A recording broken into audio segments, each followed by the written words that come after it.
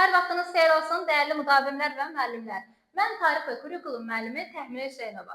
Bugün sizlər üçün tarixdən yeni bir oxşarlıq və fərqliyin izahını verəcəm. Bugün sizlərlə 3-cü Tutmoz və 2-ci Ramzesin oxşar və fərqli cəhətini qeyd edəcəyik. Deməli, oxşar cəhəti əvvəlcə yadda saxlayırıq ki, hər ikisi yeni şahlıq dövrünə aid idi. Yəni Misirdə yeni şahlıq dövrü hökmdarı idi və hər ikisinin dövrü qüdrətli dövr olub. Yəni həm 3-cü Tutmoz, həm də 2-ci Ramzesin dövrü qüdrətli dövr kimi qeyd edilir. Əraziləri genişləndirilib. Daha sonra Fələstini, Finikiyanı hər ikisi özünə tam şəkildə tabe edib. Amma yadınızda saxlayın, fərqlilikdə onu qeyd edəcəm. Suriyanı tam şəkildə özünə tabe edən deyirsə 3-cü Tutmozdur. Amma Suriyanın cənubunu özünə tabe edən deyirsə 2-ci Ramzesdir. Ona görə biz burada deyə bilmərik ki, hər ikisi üçün oxşar cəhət Suriyanı tam tabe etmək. Bu sayılmır. Yəni oxşarlıq deməli əsas nəyə götürmüş oluruq? Hər ikisi qüdrətli dövrdə mövcud olub, yəni fəaliyyət göstərir.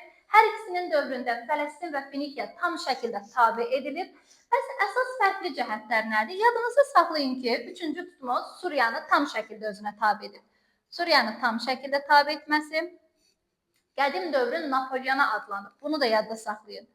Qədim dövrün Napoleona adlanması. Həmçinin Misirə, məsələn, qızıl, mis, sidr ağacı bunların gətirilməsi əsasən 3-cü Tutmozun dövründə qeyd edəcəyik. Və yadda saxlayın, canişinlik sistemi.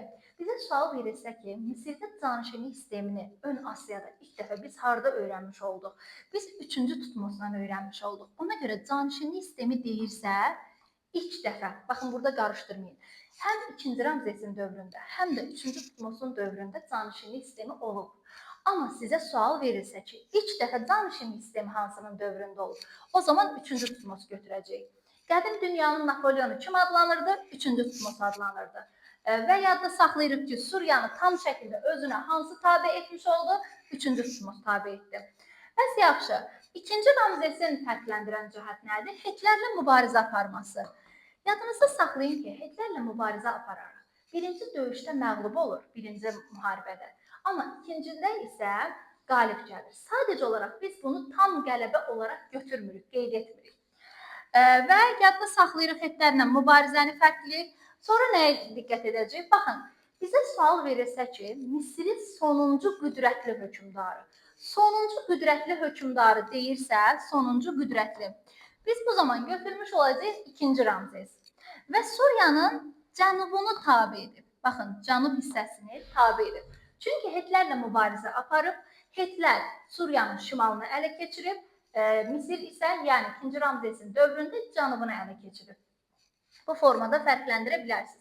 Bir də oxşarlıqda nəyə diqqət edəcəksiniz? Hər ikisi eradan əvvəl 2-ci minillikdə mövcud olub.